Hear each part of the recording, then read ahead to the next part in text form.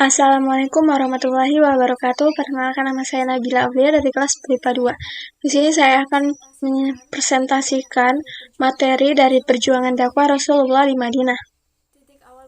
Titik awal perjuangan dakwah Rasulullah di Madinah yaitu dikarenakan faktor yang mendorong Rasulullah hijrah. Faktor yang pertama yaitu pada tahun 621 Masehi telah datang 13 orang penduduk Madinah menemui Rasulullah di Bukit Aqabah. Mereka berikrar memeluk Islam. Faktor yang kedua yaitu pada tahun berikutnya 622 Masehi datang sebanyak 73 orang dari Madinah ke Mekah yang terdiri dari suku Aus dan Khazraj. Awalnya mereka datang untuk melakukan ibadah haji, namun kemudian menjumpai Rasulullah dan mengajak beliau hijrah ke Madinah. Faktor selain dua tadi yaitu karena pemboikotan yang dilakukan oleh kafir Quraisy kepada Muslim dan Rasulullah. Para pengikutnya yaitu Bani Hashim dan Bani Muthalib. Pemboikotan yang dilakukan kafir Quraisy diantaranya yang pertama, melarang setiap perdagangan dan bisnis pendukung Muhammad SAW. Kedua, tidak ada seorang pun berhak mengadakan ikatan pernikahan dengan orang muslim. Yang ketiga, melarang keras bergaul dengan kaum muslim. Yang keempat, musuh Muhammad SAW harus didukung dalam keadaan bagaimanapun. Pemboikotan ini ditulis di atas kertas syahifah atau plakat yang digantungkan di dinding Ka'bah dan tidak akan dicabut sebelum Nabi Muhammad menghentikan dakwahnya. Blokade ini berlangsung selama 3 tahun dan sangat dirasakan kepedihan oleh kaum muslimin, sehingga Nabi Muhammad dan kaumnya hijrah ke Madinah. Adapun substansi dakwah Nabi Muhammad di Madinah yaitu pertama, membina persaudaraan antara kaum Ansar dan kaum Muhajirin. Agar terciptanya suasana nyaman dan tentram di kota Madinah, dibuatlah perjanjian dengan kaum Yahudi. Isi perjanjian tersebut ada 9, diantaranya kaum Yahudi hidup damai bersama dengan kaum muslimin, kedua belah pihak bebas memeluk dan menjalankan agama masing-masing, kedua kaum wajib tolong-menolong dan melawan siapa saja yang memerangi mereka.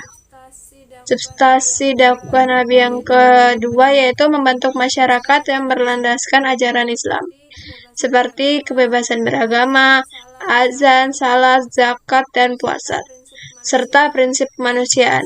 Substansi dakwah Nabi yang terakhir yaitu mengajarkan pendidikan politik, ekonomi, dan sosial.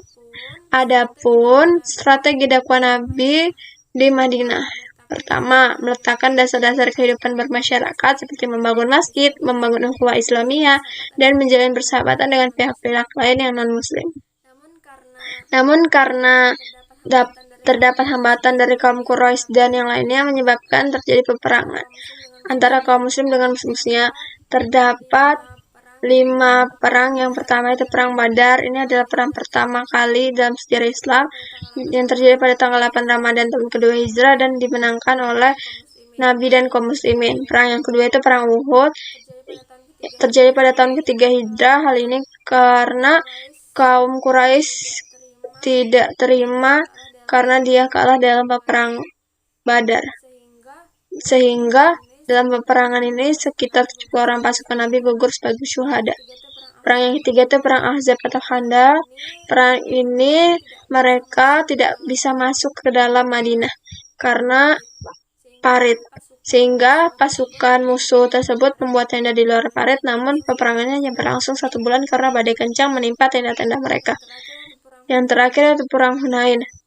Pada perang Hunain ini sekitar 12.000 pasukan di bawah pimpinan Nabi Muhammad berangkat menuju Hunain dan seluruh jazirah Arab di bawah kekuasaan Nabi Muhammad SAW.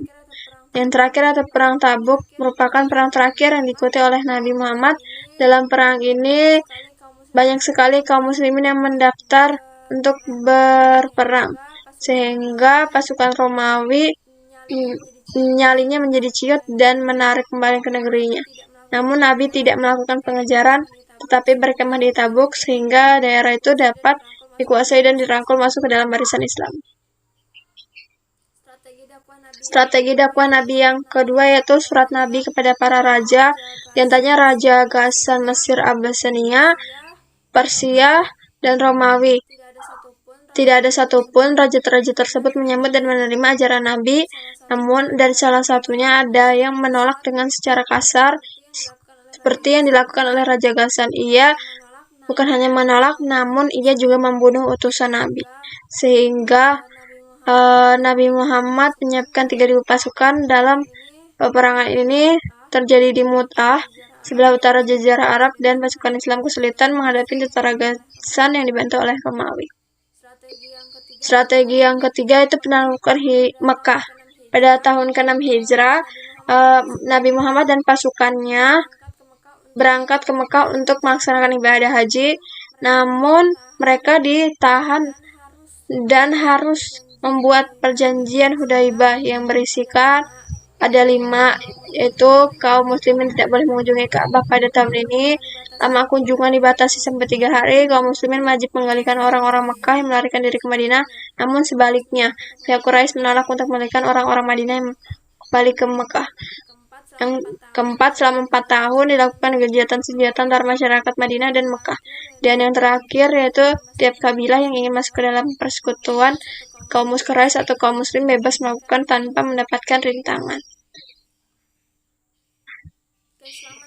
Keislaman penduduk Mekah memberikan pengaruh yang sangat besar pada suku-suku di pelosok Arab, sehingga kaum muslim mendapat banyak pengaruh efek yang sangat berdampak bagi umatnya, sehingga banyak yang masuk memeluk agama Islam. Sekian penyampaian presentasi dari saya, kurang lebihnya mohon maaf. Wassalamualaikum warahmatullahi wabarakatuh.